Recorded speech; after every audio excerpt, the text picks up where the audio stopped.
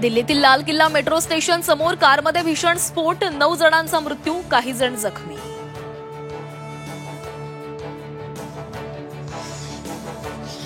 दिल्ली बॉम्बस्फोट प्रकरणाचं पुलवामा कनेक्शन उघड, स्फोटात जम्मू काश्मीरच्या तारिक आणि उमर मोहम्मद अशी या दोघांची नावं समोर. स्फोटासाठी वापरण्यात आलेली कार तारिकची असल्याची माहिती.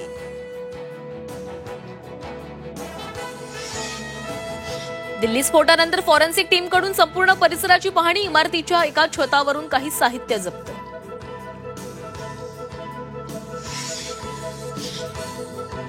दिल्ली स्फोट प्रकरणात गृह मंत्रालयात आज महत्वाची बैठक होण्याची शक्यता.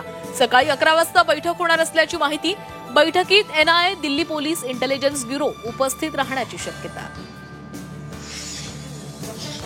दिल्लीतील स्फोटानंतर राज्यामध्ये अलर्ट, मुंबई, पुणे, नागपुरातील महत्वाच्या ठिकाणांची सुरक्षा वाढवली. पोलिसांच्या गस्तमध्ये देखील वाढ, नागरिकांनाही सतर्क राहण्याचं आवाहन. दिल्ली स्फोट हे केंद्राचं अपयश, केंद्रानं जबाबदारी स्वीकारावी. काँग्रेस नेते नाना पटोलेंची टीका. दहशतवादी आले कुठून, नाना पटोलेंचा सवाल.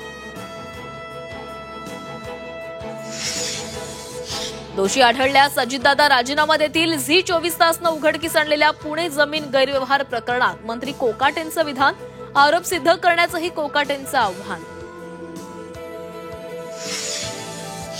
स्थानिक स्वराज्य संस्था निवडणुकांसाठी भाजपकडून मोर्चे बांधणी. वर्षा निवासस्थानी भाजपच्या जिल्हा निवडणूक प्रभारींची बैठक. मुख्यमंत्री फडणवीस करणार मार्गदर्शन. स्थानिक स्वराज्य संस्था निवडणुकांच्या पार्श्वभूमीवर आज मवियाची महत्वाची बैठक. हर्षवर्धन सपकाळ, शशिकांत शिंदे, सुप्रिया सुळे, अनिल देसाई उपस्थित राहणार. अंजली दमानिया आज महसूल मंत्री चंद्रशेखर बावनकुळेंची भेट घेणार.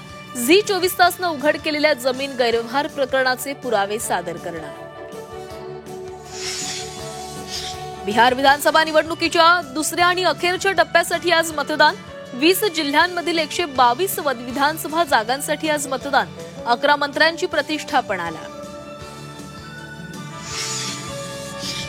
नाशिक जिल्हा बँकेच्या इमारतीची होणार विक्री. इमारत विक्रीसाठी MMRDA कडून खरेदीचा प्रस्ताव. आचारसंहितेनंतर व्यवहार पूर्ण होणार.